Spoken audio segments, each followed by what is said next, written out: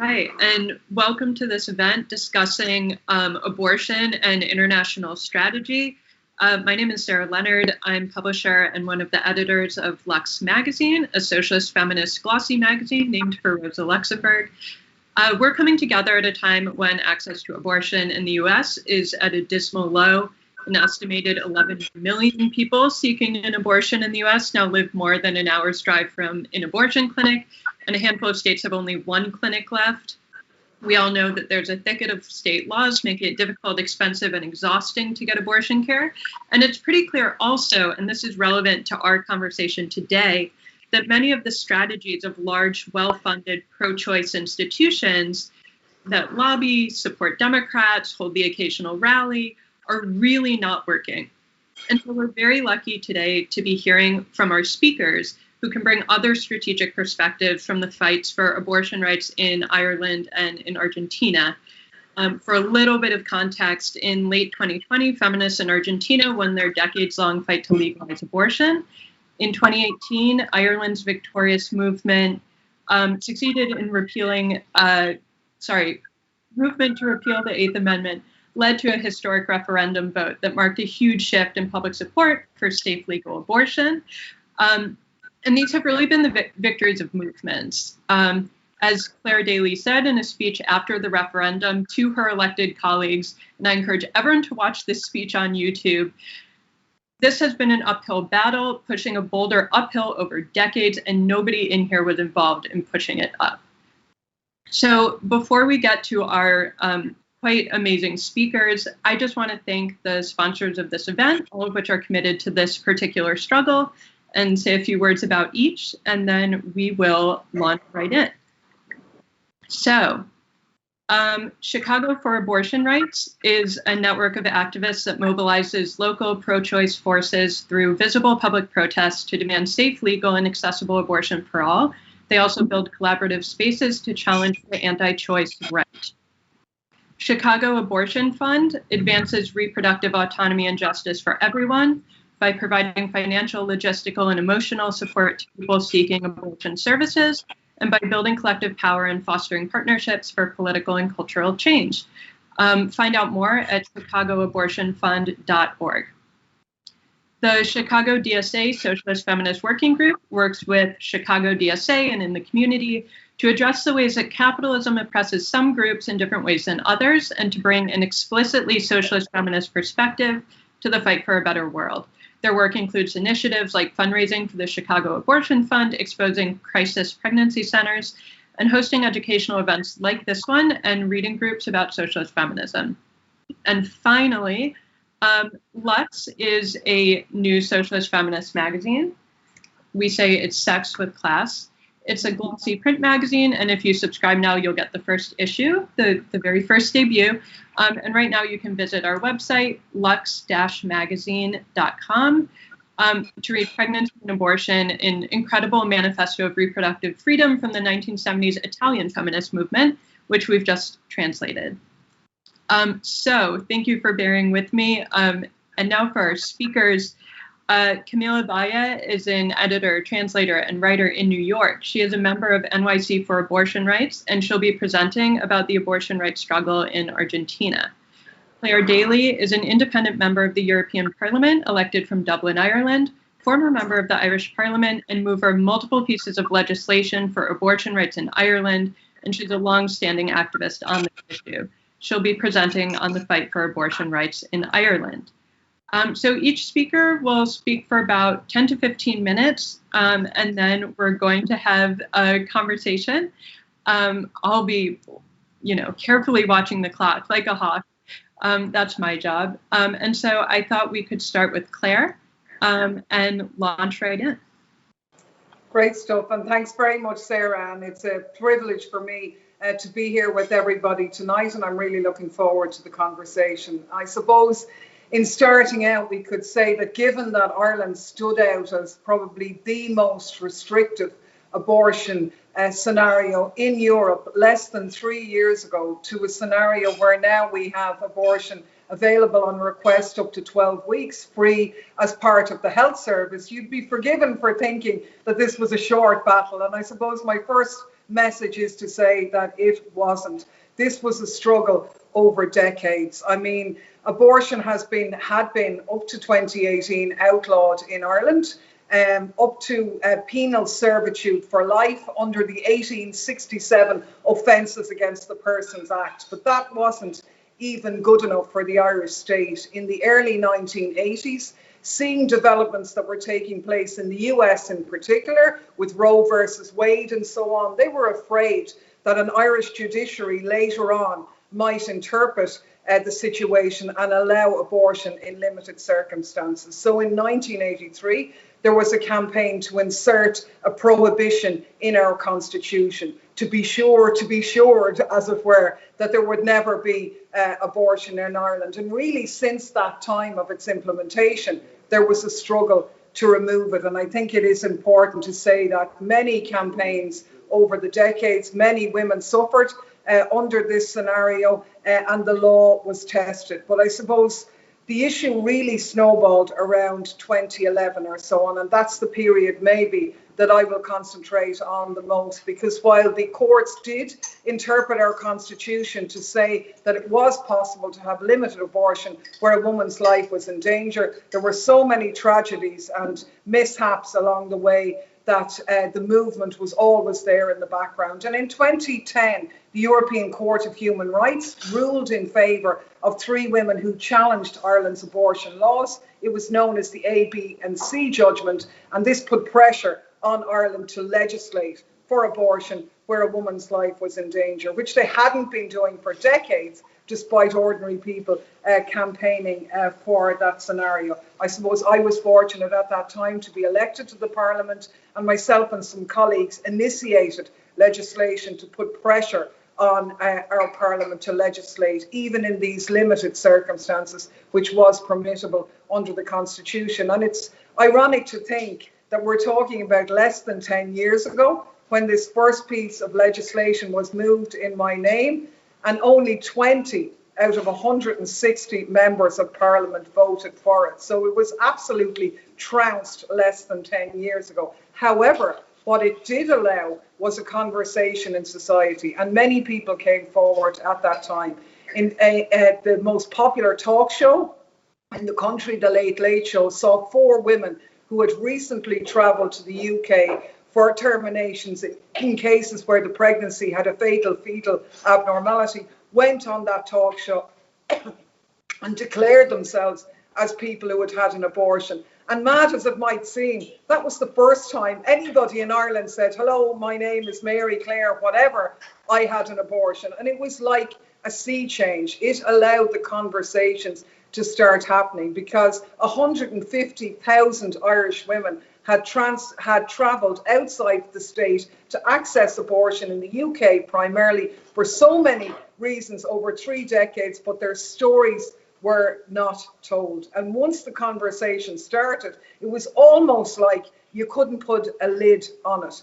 That was really important, because what it did was debunk the myth that the anti-choice lobby say is this, oh, abortion is just, cavalier women, just open the floodgates, all of this nonsense. What it allowed was conversations about the complex decision-making that women face when they have an unwanted pregnancy. It allowed us to recognise Ireland's abortion reality, because of course Ireland, like everywhere else in the world, has abortion. It was only the choice between safe or unsafe abortion, or in an Irish context, the hypocrisy of you could have an abortion in Ireland. Actually, our constitution provided for it, but you had to go outside the country to get it, which really wasn't very far removed from the way Ireland treated people in the past, where they locked up women with unwanted pregnancies in so-called mother and baby homes or Magdalene laundries where their children were taken from them, and so on. So this conversation challenged all the myths that were out there, and it actually emboldened people to begin to say, do you know what? We are the silent majority. For too long, the anti-choice lobby had been organised by big finance, the church, and, if you like, sort of militarily marshaled, that if there was any sniff of a legislative change, they would marshal their troops. They'd descend down on the politicians and basically tell them, go here and you're going to lose votes. But actually, the majority of people are in favour of abortion. They're in favour of trusting women. They're not unkind people. So once you put that into its real sense, that became a counterweight to the anti-choice lobby. Of course, what happened then in 2012, while we had the first mobilizations for choice in a proactive way, sadly late in 2012 as well, Savita Halapanova, a woman who was pregnant but who was miscarrying, had sepsis, and her pregnancy wasn't terminated because the fetus had a heartbeat, and she sadly died. Her death sent shockwaves throughout Ireland and internationally and got people up off their knees. So what we had was a coming together of ordinary people who silently dealt with their abortion reality by travelling away, by not talking about it, saying enough.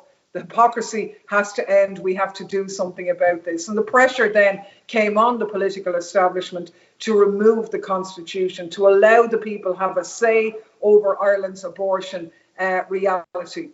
I think to prepare the ground for that, and a lesson for everybody in the States or wherever, is the base of activism that is absolutely necessary. And that this campaign must be rooted in science, in human rights legislation, and in women's stories. And I think that's what the campaign in Ireland did really successfully. We had doctors for choice, doctors who wanted to provide the service, who came and talked about the science of terminations and debunked a lot of the myths and the sort of hyper, the craziness that goes on with some of the others. We had lawyers for choice who explained about the legalities that were necessary to deal with this situation. And of course, we had many women's groups, trade unions, refugee organisations, and all the rest of it coming together under a broad umbrella to deal with Ireland's abortion reality. And we went from a situation then of, in 2012, having 2,500 people on the March for Choice. By 2017, it had grown to 40,000 people. And that counterweight to the anti-choice lobby was beginning to show itself. I think one of the other tactics that was quite useful was the appeals to the international human rights monitoring bodies, whose hearings and reports were a source of real embarrassment for the Irish state. And this was something that could play on. So I do think, seen as where we are tonight, the idea of international solidarity is key in this struggle, and we should make the most of it. So all of that impacted into a scenario where the Irish government, and it became an electoral issue, were the government or the prospective government going to give the people a choice on our referendum, and that the ground was prepared for that. Some good initiatives that were taken was the idea of a constitutional convention, which was a public hearing of citizens randomly selected off the electoral poll, who conducted hearings in public. So it was on television, people could watch it, but basically 100 random citizens were brought together in a public gathering. They were exposed to international experts, to medical experts, to legal experts, to women who travel, to women who were against abortion. And they heard all the evidence in a calm, rational manner, and they made their findings. And the media and the politicians were going, oh my God, they're so radical. Their findings have gone way beyond what we thought. But actually, that isn't true. It was the politicians who were lagging behind and were afraid of rocking the status quo, but actually the people were well ahead of them. They just hadn't been given a vehicle to express that. So that was hugely important, because it gave a cushion, if you like, to the cowardly politicians to hide behind there saying, oh, well, it's not really us. We're just kind of listening to what the Constitutional Convention came up with. And it gave them a bit of backbone. Another good idea was a cross-party special committee was set up involving all parties and none in the two houses of Parliament to, again, if you like, go through that process publicly. So I think there was about 20 of us. I was a member of the committee, maybe 24 of us who made the journey through those public hearings again. And it was quite illuminating to see the evidence, to see some politicians who'd been vehemently anti-choice, some older men and that, actually listening to the evidence and changing their position. And that was really good as well. And all of that prepared the ground then for the referendum itself. As I said, those activist-based campaigning groups of doctors and women and so many organizations did the heavy lifting in that referendum, and the people gave a very strong resounding decision to lift the restriction on abortion in our constitution. And they did it knowing that should they do that, the government was going to legislate for access to abortion pretty much on request under 12 weeks, free as part of the health service. And that is actually what happened. So we have a situation now where it's a GP-led service with additional services available at sexual and reproductive health clinics. So abortion is now provided free by more than 300 general practitioner doctors. 10 out of the 19 maternity hospitals in the country provided, which is actually a remarkable transformation from a situation where 12 women a day were travelling to seek abortions. In 2019, we had 6,600 people accessing abortion services in Ireland, 94% of them before 10 weeks, proving, as we've always said, that if abortion is made accessible, then people will access it early if they can. And it's interesting to point out that during the COVID pandemic, Ireland was actually only one of 3 countries in Europe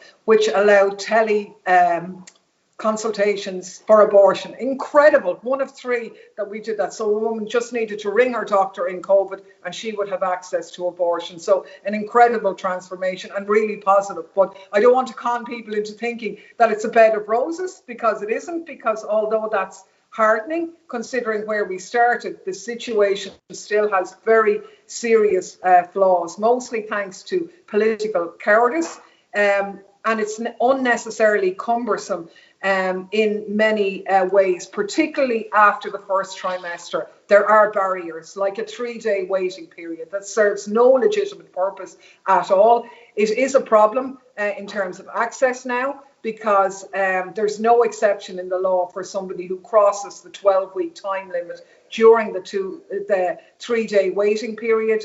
So as a result, rural women who have to travel long distances to visit a doctor, the waiting thing means they have to make multiple visits.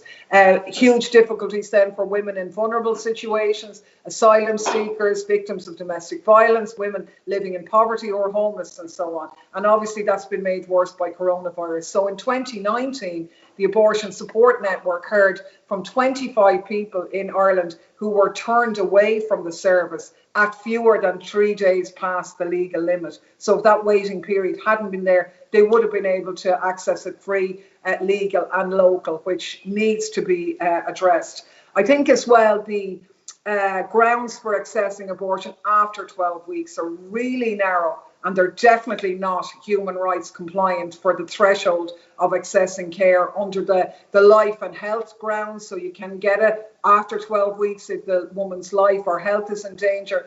But really the bar for that is set incredibly high, and only 21 abortions were provided under that ground in the first year of service. So really people can't really get it after 12 weeks. There's horrendous problems as well in the areas of serious fetal abnormalities, which is really problematic and has put on really unworkable restrictions on doctors. So after the 12-week limit passes and somebody wants to terminate a pregnancy with serious fetal abnormalities, they can only do so if 2 doctors agree with the diagnosis, which means that the fetus is likely to die before or within 28 days of birth. Now, and it's done in a way in which the pressure is put on doctors to err on the side of conservatism, because breaches of the law are still criminally penalised, albeit not with a penalty of penal servitude for life, but 14 years. And while they can say, oh, that would never happen,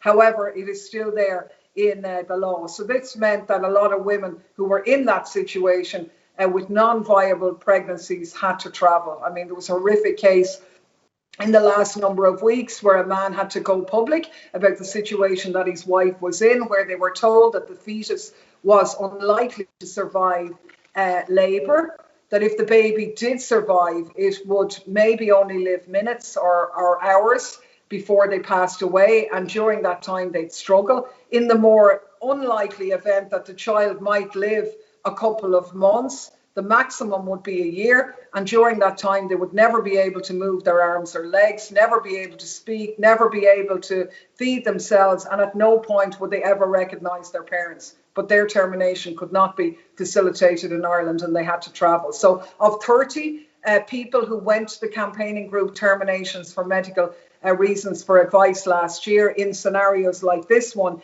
85% of those people had to travel still for that. So there's still huge problems there. Going to the UK is a devastating option for people in these circumstances and so on. So look, at the situation we're at now is we're coming up to a 3-year review of the legislation. That's about to start. The review has its own problems in that it's going to be carried out by the Department of Health rather than an outside independent body. But in any case, it gives an opportunities for campaigners and groups to put the pressure on the government to improve it further and ensure it's fit for purpose, because the other aspects have gone very well. The last point I'll make, maybe and touch on briefly, is what's happening briefly in the north of Ireland, because some people will have probably known that at the same time as Ireland repealed the 8th Amendment, there was a lot of talk about how the north is next. So the north of Ireland is governed still under the UK, which is a whole other story for people who don't know that. So we're not even going to go there. But basically, thanks to the collapse of power sharing in Northern Ireland, a vacuum was left there, and a clever bit of legislative manoeuvring from a Labour MP in the UK meant that moves were being made to provide the service in Northern Ireland. So on paper, abortions can be carried out in the north in all circumstances up to week 12 of pregnancy, and until week 24 if continuing the pregnancy would injure a woman's physical or mental health, without a time limit in cases of severe or fatal fetal abnormalities or a risk to the life of the woman. But we have to be honest about it, that is just on paper. There has actually been no moves whatsoever to actually commission or provide the services in the north. So northern women generally used to travel to the UK. Now the tables have turned, and actually some of them can come south as well, which is great, but they need the service in the north. The UK government has stepped up to create regulations which would compel the Northern Ireland Department of Health to meet its legal obligations regarding the introduction of abortion services, but we'll see how that goes. I mean, we have a hyper-conservative Northern Ireland Democratic Unionist Party who passed a bill a few weeks ago to remove the possibility of a termination being carried out without a time limit in cases of fatal fetal abnormalities. And unfortunately, thanks to the abstention of Sinn Féin, something that caused a lot of problems for feminists, and that given that they supported the legislation in the south, that legislation interfered with the situation there. But look, I have to say that's going to go to the courts again in the north with the passage of that bill. There'll be more delay, more torture for women there.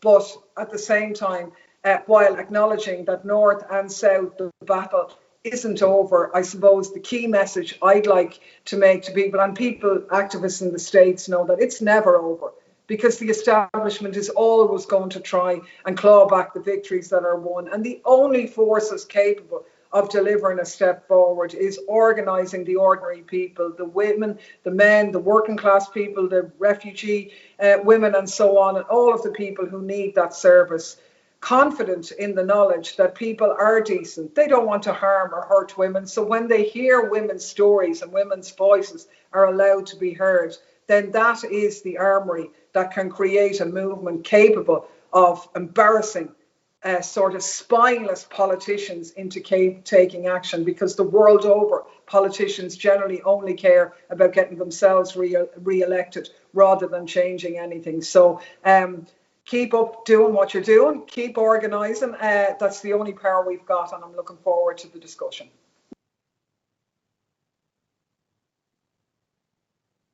Thank you for that excellent kickoff. And now we're going to turn to Camila to talk about the situation in Argentina, and then we're going to draw some comparisons and have a discussion. Thank you, Sarah, and thank you, Claire. It also just started hailing outside my window, so if I sound a little fuzzy, that's why I put on my headphones. Hopefully that's better. But I first wanted to start, John has my slides. On slide 2, I'm just going to play a video that kind of explains what happened when the bill was passed on December 30th of 2020 in Argentina that legalized abortion.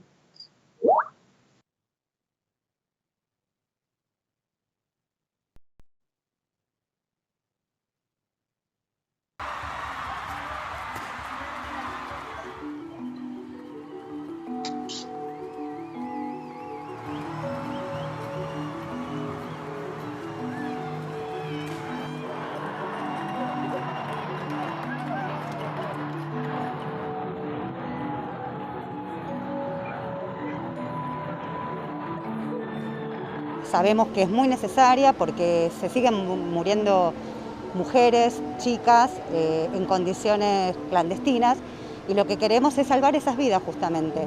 El debate es clandestino o legal, no hay otro debate.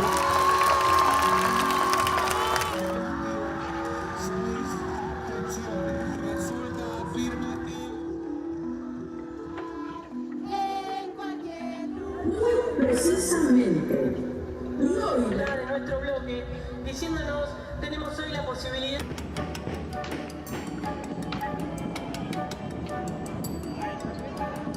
El aborto existe, todos somos conscientes, sea legal o ilegal, el aborto existe, es real.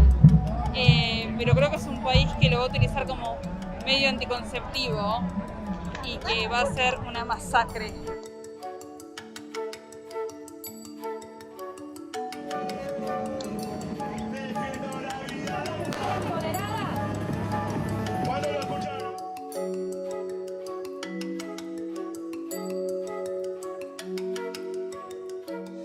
So millions of people in Argentina took to the streets. And on December 30th, 2020, the Argentinian Senate voted in favor of legalizing abortion until the 14th week of pregnancy, making it the largest Latin American country to pass abortion legislation.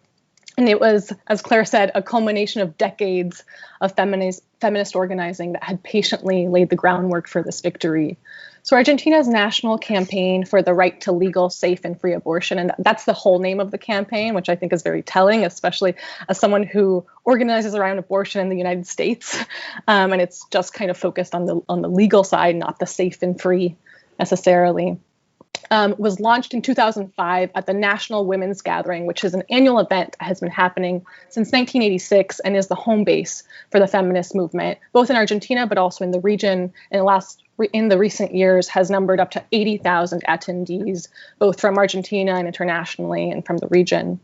So 2 years after its founding in 2007, the campaign brought together a coalition of more than 500 organizations and unions and groups and just individuals unaffiliated and coalesced around the now famous 3 demands, which is also the campaign slogan: sex education to decide, contraception not to abort, and legal abortion not to die.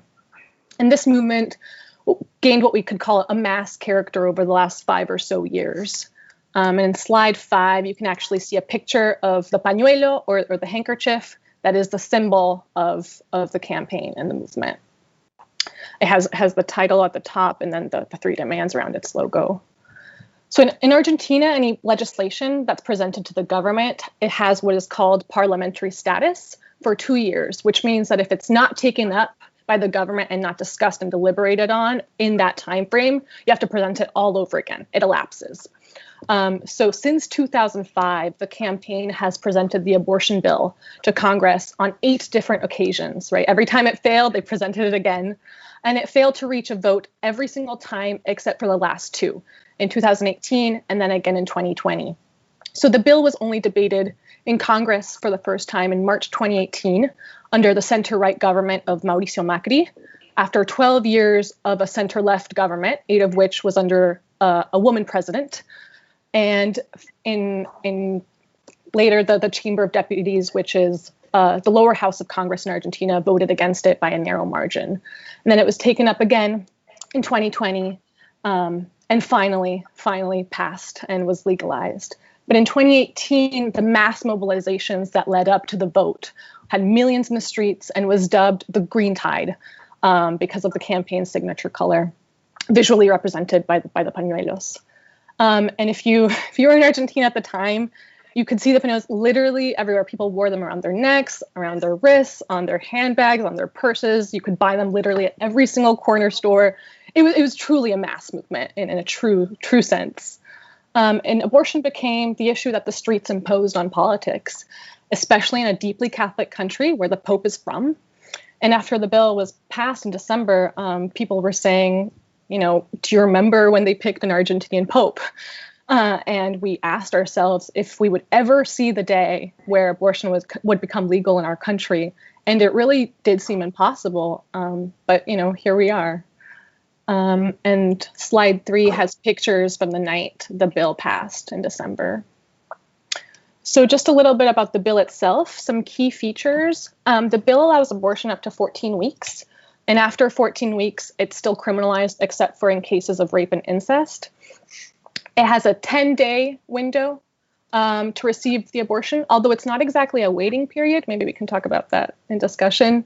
It also allows for conscientious objection from medical professionals, which is one of the biggest concessions of the bill.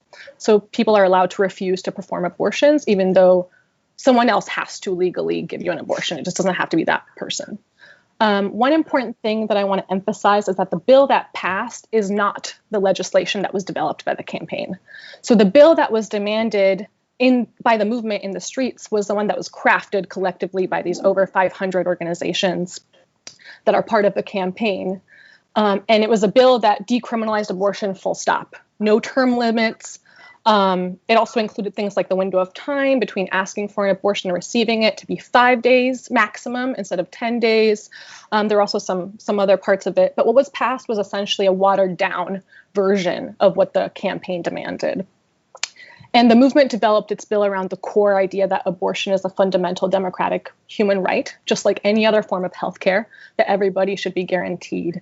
And I say this not to diminish the victory, but to draw out the dynamics of the moment. So you have a mass radicalization, especially among young people, a religious right that is also mobilizing, and in a country where the Catholic Church is structurally tied to the state. So they have direct access to the government. They have a hand in drafting the laws in a way that's different than the US, for example. And they have a new center-left government, also divided on the question of abortion, but with sections that are centrally involved in the movement. The government is not outside the campaign, right? So the movement for abortion in Argentina and its victory in the passage of the bill is historic, but I would argue is now entering a new stage, which is also what Claire was saying, of following the legalization. We have to make sure that the fight to defend bodily autonomy is continued and is in fact never over. And now the task is to make sure that the bill is enforced, right? That there are enough people who know how to perform abortions, all these things, that the abortion pill become available in different parts of Argentina, even the more rural parts, et cetera, and that the right is confronted and that the church can still stay out of people's right to health care. So the thing to understand about Argentina in general is that it's a highly organized, highly mobilized society. And this goes back to the way that the dictatorship was defeated. It was the country in Latin America where the dictatorship was broken by struggle from below, unlike, for example, Chile. And it was a woman-led struggle around questions of bodily autonomy and reproductive justice in its own way, right? In a different way, but it's in its own way. And this collective memory is the basis for what I would argue are some of the strongest working class movements in the world. So I spoke a little bit about the formation of the national campaign in 2005, but the struggle for legalization of abortion actually goes back much further. And ever since 1983, when the dictatorship was overthrown, there have been people who organized around the issue of abortion, and it's been a constant. So actually in slide 6, I have pictures of the first march for the legalization of abortion during the period of formal democracy in Argentina. International Women's Day, March 8th, 1984, in Buenos Aires, which is the capital of the country. And these organizers highlighted the fact that abortions happen whether they are legal or not, and attempted to reclaim the issue as one of public health and democracy. right? So not one of a fetus life, with that when a fetus life begin or doesn't begin, but actually that it's a democratic right that should be extended to everybody, and framings that we might be familiar with today. So just to give a sense of the context and the reality of abortion, both in Argentina and in the region more broadly, I want to take a minute to just look at some numbers and statistics, even though they're imprecise, obviously, because abortion is illegal in most of the region. But data shows that there are around 500,000 abortions every year in Argentina, which is around 40% of pregnancies. Every 3 hours, a girl between 10 and 14 years old is forced to carry a pregnancy to term. Over 39,000 people were hospitalized in 2018 due to problems from botched abortions and miscarriages. 6 of the 8 countries in the world where you can go to prison for having an abortion are in the Americas. Fewer than 3% of the entire region lives where abortion is broadly legal. So most abortions are performed illegally and therefore usually unsafely, making it the second highest cause of death for women in South America, just astronomical numbers. And many women also, as Claire talked about, are criminalized for having abortions, and many spend time in prison, usually being reported by medical professionals who are trying to save their own asses, So you can start to get a sense of what this does, right? The impact it has on an entire society when people don't have access to abortion. The rate and ways that people die are almost inconceivable, but it also means that people are going to resist because their lives literally depend on it. So now I just want to spend some time very briefly, talking about 2 historical threads that I see running through the abortion movement in Argentina and its recent victory. One is the role played by the Latin American movement against femicide, which is called Ni Una Menos, which translates to not one less. And in Argentina in particular, it erupted in 2015. And I think it encapsulates so well the intersections of gendered violence, both against femicide as well as what is essentially state-sanctioned murder against people who are pregnant and don't want to be. It's a kind of broader insistence that women are full human beings who don't belong to their partners, who have a right to life and health and to make their own complicated decisions. And the rise of the movement against femicides was a real turning point for the abortion rights movement because it combined the organization that was rooted and building over time with an opportunity to grow into a mobilized kind of force of nature. So in slide 7, I just have some statistics around violence against women in Argentina and the region. Just to pull one, in Argentina, a woman is killed every 36 hours by her partner or husband. 7 of the 10 countries with the highest rates of femicide are in Latin America. And the numbers, we could just go on and on. So you combine all of these things and have a really explosive reality. And this latest phase in the fight for abortion in Argentina, culminating in the legalization victory, is rightfully seen as a continuation of and a part of the Ni Una Menos movement. And it completely changed the terrain of struggle and the confidence, which Claire also talked about, confidence around speaking out against these issues, not being silent, as well as raising broader questions around the economic and social system as a whole. And so femicide and access to abortion are intimately tied together around, those fundamental questions of bodily autonomy and the recognition of women's humanity as whole people. But they're also tied together in very concrete lived experiences of people. And actually, the way that Ni Una Menos erupted in Argentina in 2015, the body of Diana Garcia, 19 years old, was found by the roadside, and her remains were inside of a trash bag. And a few months later, after a 3-day search, the body of Chiara Paez, 14 years old, and a few weeks pregnant, was found buried in the garden of her boyfriend's home. He was 16, and it was later found out that Chiara had been beaten to death after having been forced to take medication to terminate her pregnancy, and her boyfriend confessed to the murder, as well as having been helped by his mother. And on the day they found Chiara's body, Argentinian women took to the streets and rallied around the slogan and hashtag Ni Una Menos. I'm going to kind of skip over stuff that happened after that because I think I'm running out of time. But there was finally a registry of femicides was set up. Statistics were starting to be compiled. Basically, the massive turnout showed that looking away on a societal level was really no longer an option. They also did kind of for the first 7 women's mass strike in response to the murder in 2016 of a 16-year-old Lucia Perez, who was raped and impaled in the coastal city of Mar del Plata. It was a one-hour work and study stoppage with protesters dressed in mourning in what was called Black Wednesday. And the protests gained an international character with many, many other countries, both in Latin America, but also outside of Latin America, having kind of solidarity street demonstrations. I do want to just say briefly, though, that the Ni Una Menos movement goes even further back. And the slogan, the name Ni Una Menos, was inspired by what was called the Ni Una Más, not one more, movement in Mexico, which started in the 1990s to raise international awareness around the epidemic of murders and girls, usually between the ages of 15 and 25, in the Mexican border town of Ciudad Juárez in the Mexican state of Chihuahua. And the struggle against femicides in Ciudad Juárez is also where it's generally agreed the term femicidio or feminicidio, which is the Spanish term for femicide, hadn't really existed before. That's where it's kind of generally agreed it started to be used, in Ciudad Juárez. So the name Ni Una Más was taken from a line in a poem by the Mexican poet and activist Susana Chavez, who herself was killed in 2011, which is no coincidence. And in slide 8, you can see some pictures of Susana and demonstrations in Ciudad Juárez. And I just want to kind of take a moment to note the progression that can be seen just by the slogans taken up by the Ni Una Menos collective in Argentina over the course of several years. So in 2016, the main slogan was, "We want ourselves alive." In 2017, it was "No more gender violence and state complicity."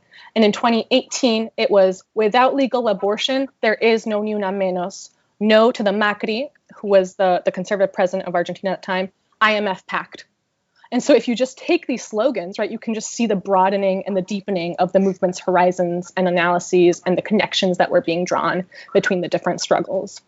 And in slide 9, I have some pictures of the Ni Una Menos protests in Argentina in 2015. And then quickly, I just want to talk about the second historical component I wanted to touch on, which is the relationship of the abortion movement to the struggle against the Argentinian military dictatorship, which lasted 7 years from 1976 to 1983. And in particular, what are called the mothers and the grandmothers of the Plaza de Mayo, which is the main kind of city square in the capital of Argentina, in Buenos Aires. If you're in the middle of the square and you look around, you have the presidential building, which in Argentina is the Pink House, City Hall, the country's central bank, etc. And it's really kind of the center of political activity in the country. And the mothers and the grandmothers of the plaza are the mothers and the grandmothers of those disappeared by the military dictatorship. And they have been protesting relentlessly since even during the military dictatorship and still to this day. If you go to Buenos Aires and you go to the plaza on a weekend, usually, good chances is you will see them. And they're still demanding the safe return of their disappeared loved ones, as well as calling for the trial and sentencing of those involved in the dictatorship for their crimes against humanity. And in slide 10, I have some pictures of the mothers and the grandmothers. And they wear a white pañuelo, a handkerchief around their head, which is also the main logo of the national campaign for the right to abortion. If you look at the green pañuelo, they have the white pañuelo in the middle, which is actually a nod to the mothers and the grandmothers. And I bring up the military dictatorship for several reasons. One is just to point to the long history of women in Argentina leading the way and being kind of the edge of resistance. And then another is to make a point about democracy, right? When you have a people, almost done, I'm sorry. When you have a people whose collective memory is tied to a period of brutal dictatorship and then formal democracy is established, it's not so easy to ignore the rights that you don't get, in the supposed transition period. So both under the dictatorship and under formal democracy, abortions continue to be had in clandestine conditions. And it becomes very clear that there are some women, right, who will always be able to have abortions, even if it's technically illegal. And actually legalizing abortion is to extend that right to all people. It's about democratization. And also, during the dictatorship, women were kidnapped and forced to give birth in cells without care. They were tortured. They were killed. Their children were taken away from them and never returned. Their relatives never returned. So when the state and that, after a period of supposed democratization, says that this is about life and there are, thousands of babies and mothers and relatives unaccounted for, it's really transparent. And I just have another video of the madres y abuelas on slide 11. Solamente queremos saber dónde están nuestros hijos, vivos o muertos. Angustia porque no sabemos si están enfermos, si tienen frío, si tienen hambre, no sabemos nada. Y desesperación, Señor, porque ya no sabemos a quién recurrir. Consulados, embajadas, ministerios, iglesias, todas partes se los han cerrado. Era plena dictadura militar, la peor de la historia, la más sangrienta y cruel que se vivió en ese país.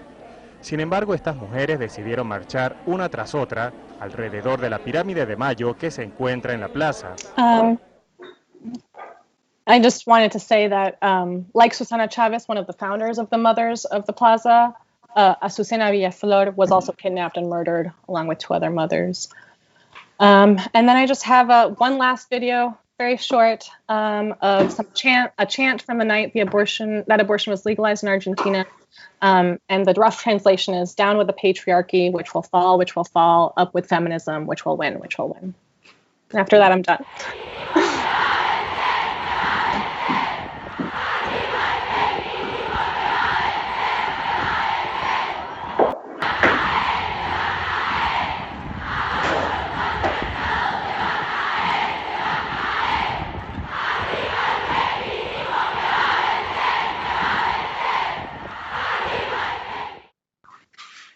Thank you so much. And so a place I want to start is in the US, abortion is frequently treated as sort of a siloed issue that is of interest to only a minority of people, is a bit of a side issue and is not really fundamental to our politics except as some sort of cultural signifier. What you both have discussed and pointed out is that it can function in an opposite way as a mobilizer of civil society broadly, as a marker of the level of democracy in the country. Obviously democracy is dysfunctional when some people can force other people to give birth against their wills, and as something that's tied to deeper political histories of liberation, whether from dictatorship or from other forms of political oppression. And so I wonder if you both could speak to what sectors of society were truly mobilized by abortion as an issue, what the alliances ended up looking like, in a vibrant sort of left civil society. Ideally, just as feminism brought this energy from the broader left becomes in feminist issues. Was that the case? Which sat on the sidelines? Which surprising allies did you find? Who was truly mobilized by the fight for abortion? And start with you and then move back to you. I think you broke up a little bit there, Sarah. I mean, you froze a little bit, but I'm guessing you're calling me first, so I'm brazenly coming in anyway on it. And I got most of the question. Yeah, and I think it's a really interesting one. And when Camila was speaking, I was struck actually by the scale of the similarities between the two countries, so geographically and in many ways historically apart from maybe the dominance of the Catholic Church. I suppose the key sector of society that was organised initially were always young people, and the student movement spearheaded the opposition from the time of the 1980s when the constitutional ban came in. Small left-wing groups, feminist organisations, again, smaller, more radical feminist groups, and maybe the battle that changed over that and what was built on was more of an involvement later on then from the likes of the trade unions. But you were talking about an awful lot of civil society organisations, some political groups, but generally feminist groups, young people, and every sector of society eventually came on board. So that idea, and Camila talked about it as well, of working to have alliances, to have broad organisations, ones that didn't. I spoke at many meetings where we had trade unionists and good people, men who were embarrassed to talk about abortion. Not that they would always have supported a woman's right to choose, but they themselves had never championed it, and making that an issue in the union movement, I think, was very important. Coincidentally as well, in Ireland, when the legislation was passed, like Argentina, it was a right-wing government when the legislation was being discussed initially, which was interesting. And actually some of the members of the right-wing parties, when they were exposed to the medical evidence, became some of the biggest champions, actually, even some from a conservative background as well became in that. So, I mean, again, it comes back to the point, information, empowering people with that information and giving them the confidence to speak out. And the rest pretty much follows. Because again, Camilla's point, like, I was struck by the idea of the green scarves and that identity. It was the same in Ireland. There were jumpers, repeal jumpers. Everybody had a badge. Everybody knew it. Again, that became a badge of identity. So, celebrities is a bad word, but kind of famous people or people came out and identified with the cause. It became popularized then, and then the tide began to turn. So I think all of those are maybe interesting lessons and examples from how the movement organized. Yeah, I really agree. I think in Argentina, especially, it was kind of society-wide, and I think just talk about kind of a more recent struggle. It's the economic crisis in 2001. That was a huge mobilizing factor, and young people today remember that. And there's great overlap, and I think the greatest kind of radicalization that happened over abortion in Argentina was definitely young people, and I think it was radicalizing in several ways. There were young women who went to school with the pañuelos and had to, get into line to enter the school, because there was like the principal kind of at the front of the school making sure that every single person who came in had to take off their pañuelos. Like, it was a truly, truly radicalizing experience where young people were being told by their institutions, by the places they frequented, that they weren't supposed to be radicalized by this. And I think with the change of government, especially, back when Mauricio Macri was president and it was, first kind of debated in 2018, the kind of center-left could act as the opposition party. When center-left came to power, it quickly lost that facade. And it pissed people off, and you have the president Alberto Fernandez, sitting down and making pacts with the IMF. And so if people say, you were saying that you weren't going to repay the debt, and now you're making sure that we're getting austerity and going back on all your promises, we know what you're actually like. And we know that you're going to do the same thing about abortion. And just in terms of the kind of composition of the campaign, they're organized by regions, territories, and then also networks. So you have the network of healthcare professionals for the right to decide, social workers, doctors, psychologists. Then you have the educators who are more focused on the sex ed part of things. And you have, mutual aid networks who are only trying to distribute the abortion pill. There's all sorts of kind of, it's not very heterogeneous. Yeah. Could I add to that, Sarah? I think, again, it's a similarity that actually the politicians in these campaigns don't lead. And in Ireland in particular, there were some who opportunistically wanted to align themselves with the movement after the heavy lifting had been done and get the benefit from it. But in general, it was the people marshalling the politicians. So there wasn't this idea that trust our politicians to do this. The slogan was trust women. And the movement organised to deliver a reluctant political body. And that's of the right and the left. All of the parties, the left, were pretty disappointed when they got into power as well. So I think that's an important point too. It's really interesting because in the US, I think of there being this sort of layer between the people and the politicians, which are sort of large professional political organizations that raise money to elect politicians, that lobby a lot, and that generally are not very grassroots, even if we basically agree on the right to an abortion and so forth.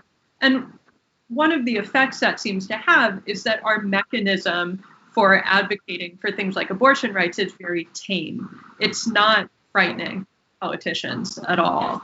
And I wonder if something that might be different here is that is not so much a phenomenon, the power of those NGOs maybe not as influential with people in these other contexts. And I wonder if that's right or not. It strikes me as being totally right. And I think these professional NGOs can be a real barrier in these cases, because if they own or control various politicians who are on their side, well, then it means all the ones who are not in their lobby list don't have to do anything. You kind of write those people off, where the movement doesn't have the luxury of doing that. All politicians, all legislators have to be approached on these issues. And the anti-choice lobby was incredibly powerfully organised in Ireland, financed a lot with money from the US and that as well. But what they did, whenever there was a sniff of anything moving on abortion, they would mobilise their troops. They would make sure that the politicians would be swamped with anti-choice messaging. And we found out earlier on that there was about 20 of us who they didn't bother contacting at all, because they knew it was a waste of time. I think maybe in the States it's the opposite. They concentrate on a small group of people, and all of those others who are potentially there to be influenced are written off and not appealed to, where you've got to contact everybody. And I think you're right. I think those groups can actually be a barrier. Yeah, I totally agree. I also think there's an important role that socialized healthcare plays in this, in terms of like versus the kind of NGOs like in the States. So in here in the US, abortions happen in abortion clinics. In Argentina, all the people I've known who have had illegal abortions in Argentina during the period of when it was illegal, and who had them performed by medical professionals, had them in hospitals. So they make an appointment with a doctor they know is friendly. It's about something else. It's like they put it down as a different kind of appointment, and then they go in and the doctor does it. But it's performed in hospitals. So, and now when it's legal, abortions are being performed in hospitals. It's not siloed off as a different kind of institution that is supposed to take care of this. It's part of socialized healthcare. And I think in a country like the US, when healthcare, free access, accessible healthcare is not considered a basic democratic right, it's a different discussion and a different debate that you're having, because it's a debate about, first of all, healthcare is a right, and then abortion is healthcare. In Ireland, for example, in Argentina, people already think that healthcare is a right. So it's a different kind of different institutions, if that makes sense. That makes total sense, because actually, then the argument we had was convincing people that abortion was healthcare, there wasn't murder and this kind of thing. It was about trusting women. And I think the slogans were identical: free, safe and legal was the call. And to get that as part of the health service was absolutely key. And again, tied in with full reproductive access, so improvement in contraception provision and all of these other areas as well, built into the full package. I think that, is an important difference. One of the things you just mentioned, Claire, was American money coming into Ireland in order to push anti-choice positions. And I wanted to ask both of you about the role of internationalism, both on the left in strengthening your struggles, and also the role of international money on the right, and what roles those played in your abortion struggles. Whoever would like to start, maybe Claire, you would like to speak. Yeah, I mean, as I say, the money was considerable, particularly from the US, I suppose, the evangelicals, the fundamentalist Catholics or whatever, trying to desperately cling on to the last bastion in Europe of sort of anti-abortionism. So, I mean, that was a factor, but it wasn't, at the end of the day, no money can buy the hearts and minds of people. If you're up against the money, you have an army of citizens. It doesn't matter. The propaganda is just over their heads in that regard. And the other part of your question was, I can't remember. Oh, international solidarity. And that was key. It was really, really key. I mean, there were solidarity events organised all over the world where Irish people lived as expats or whatever. We got brilliant advice from other countries. We had international experts devoting their time to come to the public hearings, either in the Parliament or in the Citizens' Convention, which again was televised and so on. Like I remember Dutch politicians and Dutch doctors and lawyers coming over to talk about their experience of abortion provision there. Great help from the UK, from international human rights experts, Centre for Reproductive Rights, all of that.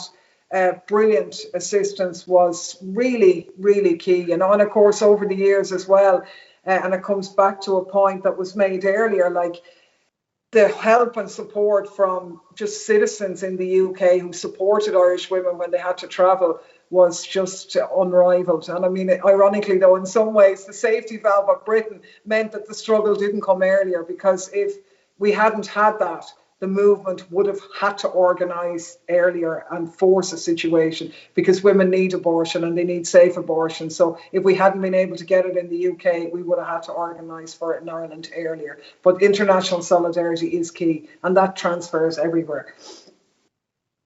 Yeah, I totally agree. I think the abortion strike in Poland was hugely influential. All eyes were on Poland. I mean, and the international women's strike over the kind of last 5-6 years, I think the international solidarity was extremely, extremely important. As for international money, I mean, all of the kind of right-wing groups that mobilized against abortion are funded by either the Catholic or evangelical church. And, you know, even the clerical lobby in the Argentinian government is extremely strong. When the government debated the bill and was trying to, you know, come up with vote on the final version of the bill, that it was a contestation between the campaign and the clerical lobby. That was really what was at the heart of it. And you have politicians who are, you know, in power currently in Argentina, who have personal ties to Opus Dei, you know, sector. You know, the Pope actually called up different politicians who are supposed to vote on the bill, asking them not to vote against it. It's a huge kind of, apparatus that involved a lot of money being poured into anti-abortion far-right groups in Argentina. I was going to ask you both specifically about the Catholic Church, which obviously played a significant role in both of your places, as well as, of course, in Poland and, of course, in the US. And it's different in different contexts. But I was curious, over the course of this battle, did you see any shift in the influence of the church over this issue? I mean, clearly, to some degree, they lost. And so there's some interesting strategic questions there. I guess I want to know a little bit more about the role of the church in this case, and also your strategies in dealing with that.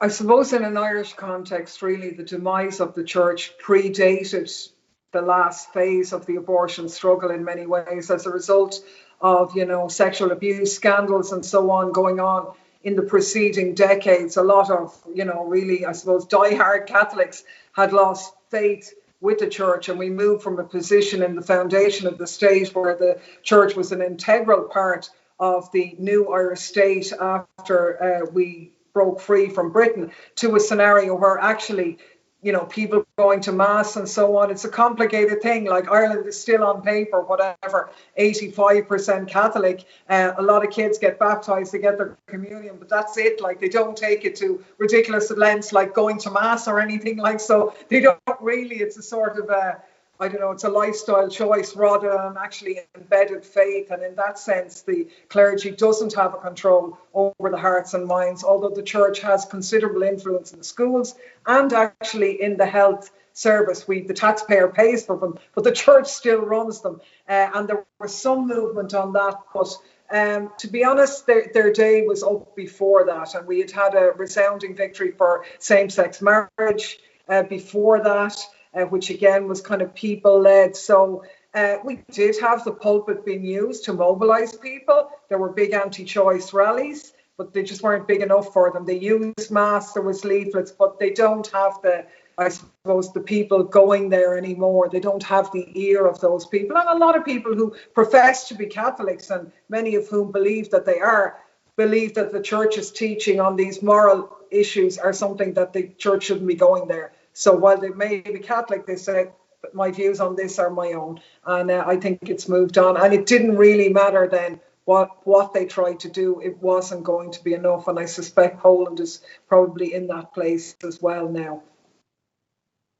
I think a similar thing also happened in Argentina. I think, well, one point is that one of the biggest groupings within the national campaign was Catholics for the Right to Decide, which is actually a conservative sector within the campaign, because obviously there are debates also happening within the campaign.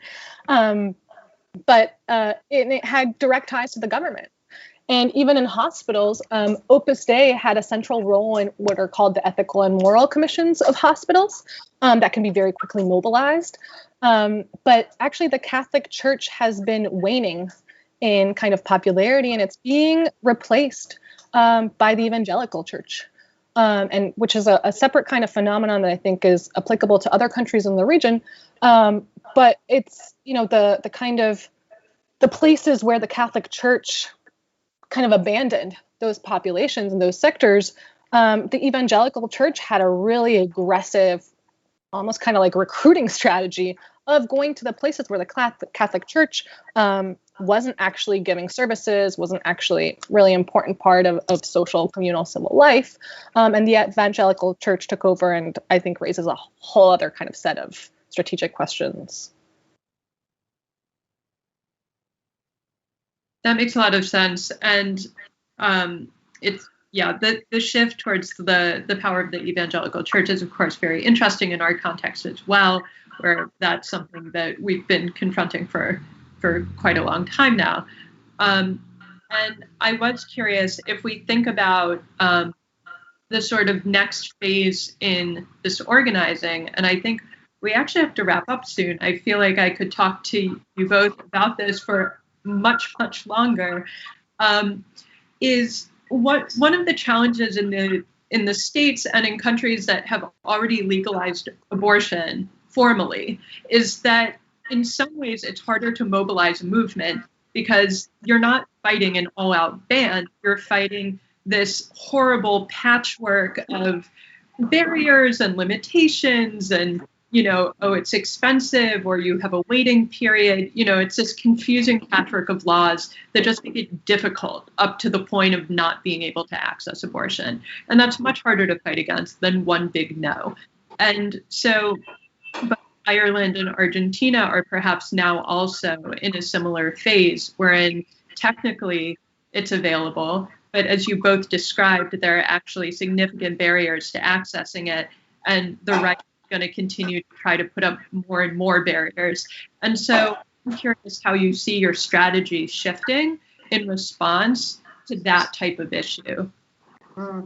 Yeah, I think that's a really good point, and I suppose we're about to find out how hard it is in the coming review of the legislation and so on. I suppose on the good side, the floodgates haven't opened. People see that it's now incorporated as a part of our health service, and people accept that. So that's a real positive, and that, I suppose, gives the confidence to build on it on the next phase. But yeah, you're right. On the other side, they say, look, for heaven's sake, you've got now provision of abortion in sort of 95% of the cases and people need them. Would you ever just shut up about the last 5%? Why does it matter? But I mean, of course, it does matter, and I suppose it is harder. And I suppose it comes back to my point is, if there is another out, and if there is a way in which the people can get the service elsewhere, well, then that sort of cuts across the movement. But ultimately, it gets to a point. Say, for example, if there was a problem with rural provision, which thankfully at the moment there isn't in Ireland, but say in Italy that's becoming a problem, where a lot of conscientious, subjective doctors, but if it gets to the point where people can't access it, that's when people will move. And I'm not saying we ever wanted to get to a situation where women are dying again or any of that to mobilise the movement. We don't. But I think we just have to be more clever, I suppose, and focus on the whole healthcare aspect and focus on the trust women bit. But I do think it is linked to the socioeconomic conditions in countries as well. And I think that thread in this discussion was very interesting about how healthcare is viewed slightly differently in the US, And I am a bit curious from both of you whether part of that answer is staying on the offense. 12 weeks is not enough. How how does the movement stay mobilized and not cede ground? Is it possibly by continuing to mobilize to extend the victory?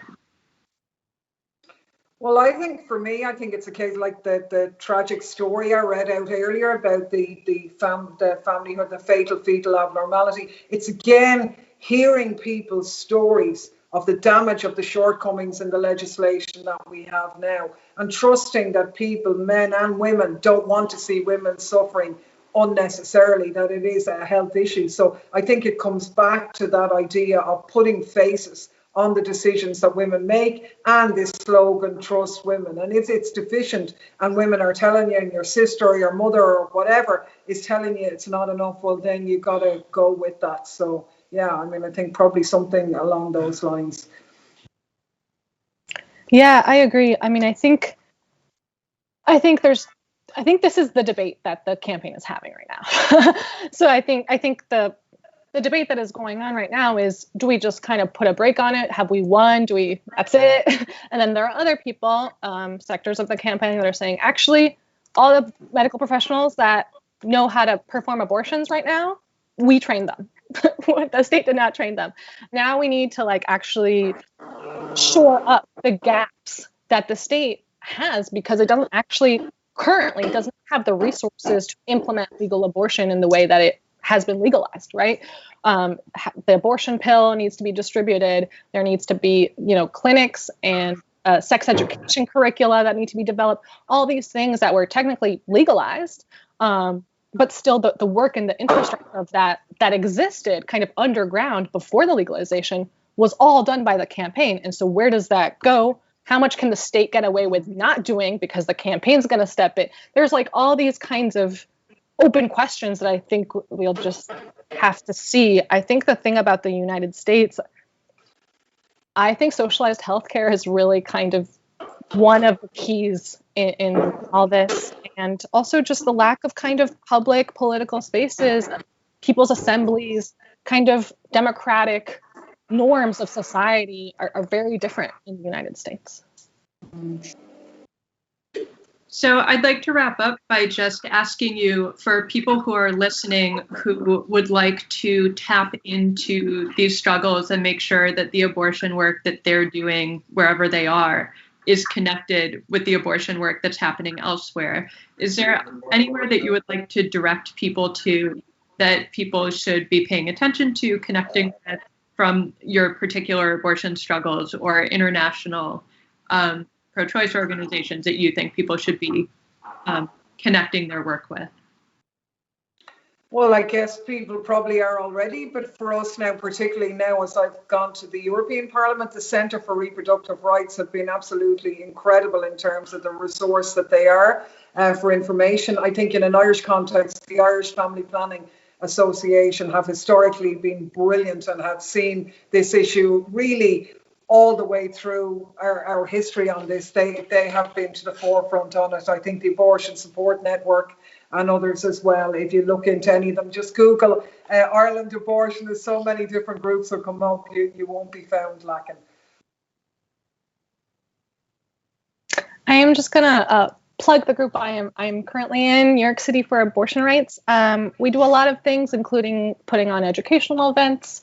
We have a website, but a lot of our work is around clinic defenses and kind of looking at the specific right-wing groups that are mobilizing against abortion in this country that have gained a lot of ground, and all the kind of specificities and schisms and weird dynamics between them, and kind of a more ideological and kind of tactical vision of clinic defending and what it means to raise kind of consciousness around the issue of abortion.